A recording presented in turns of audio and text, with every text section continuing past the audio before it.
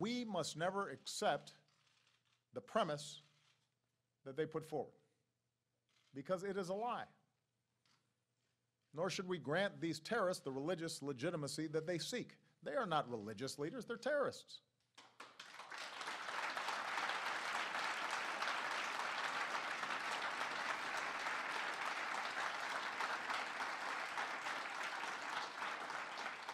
And we are not at war with Islam.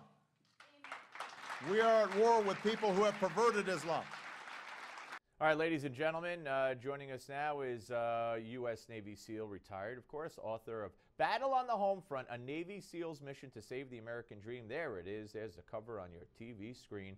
We say hello to our friend Carl Higbie. Great to see you, sir. Great to be back on. All right, when the president says this, and he said basically everything over again today at this summit again, how much danger does he create for us? A ton. I mean, we are in fact at war with radical Islam, and the difference is very clear between a radical Islam and moderate Islam. And radical Islam is the people who want to do harm and will actively do harm to anybody outside of their faith and their radical ideology. And a moderate Muslim is somebody who will sit by and let it happen without speaking out against it. And you know, again, what gets me is there's so many forms of Christianity. You know, Judaism has Reformed, Conservative, Orthodox, and so who is he, a non-Muslim, right, to say that they're not Islam? They don't represent. They're not following Islam.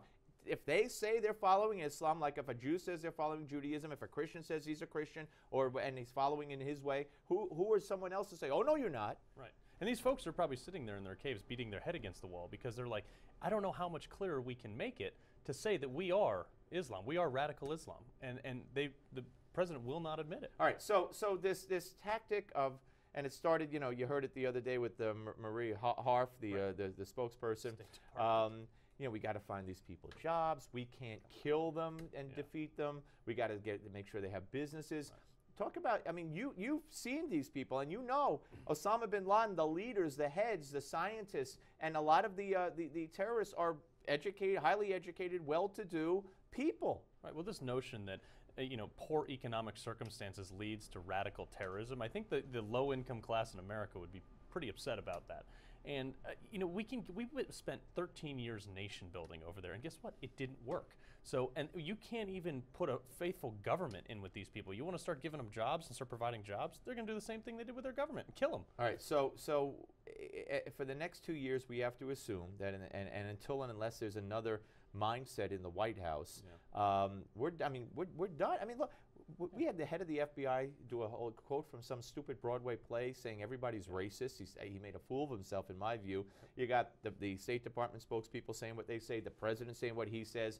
But when it comes to 3 people who were tragically killed, horrifically killed in North Carolina, the Muslim students, right away they're quick to call that was because they were Muslim, even though there's no evidence to prove that. So, so they're not Muslims. You know, the Jewish deli was in France. That wasn't a targeted attack. But the president falsely puts forth the notion to the world that these Muslims were killed in America because they're Muslims. How much danger does that create? I understand. And it's like these people are screaming loud and clear, we are radical Islam. We are the Islamic State.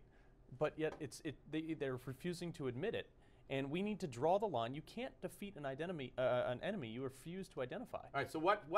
And it's funny because Eric Holder just the other day was saying, "Who cares what you call them? Words? Who cares about words?" If Fox News didn't talk about words, I mean, that is so wrong because you're right. You got to identify the enemy. But what do we need to do? If you could sit down with the president and say, "Here's in a minute and a half. Here's what we need to do." I've been calling for it since day one. We need boots on the ground. These airstrikes are minimally effective without people on the ground to execute the proper intelligence to get better targets. That's the bottom line. And when the president keeps saying, as he did, that this is a generational fight, you know, we can't. But ISIS might go to Italy in the next few weeks. I mean, my God, you got to cut this snake head off now. Right. I don't know what the problem is. I don't. And you can call it whatever you want or not call it whatever you want. If you do something about it, great. How big is the threat do you think that they will wind up on the shores of Italy one way or another? I think they'll wind up on the shores everywhere.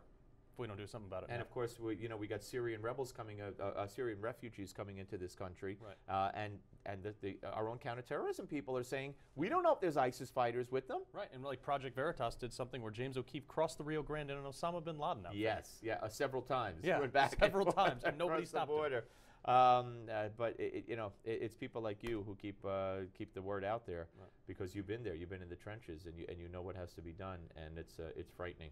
Yeah. Always good to see you, sir. Great. All right, folks, don't forget the great book that Mr. Higbie has written, Battle on the Home Front, or it's Battle for the Home Front. I can't see. My eyes are going. Anyway, there it is. It's on your screen. Battle on the Home Front by Carl Higbie. Up next, ladies and gentlemen, editor of the Weekly Standard. You know him. Bill Kristol will be here to discuss, well, what else? The White House and State Department's ISIS rhetoric. Don't go away.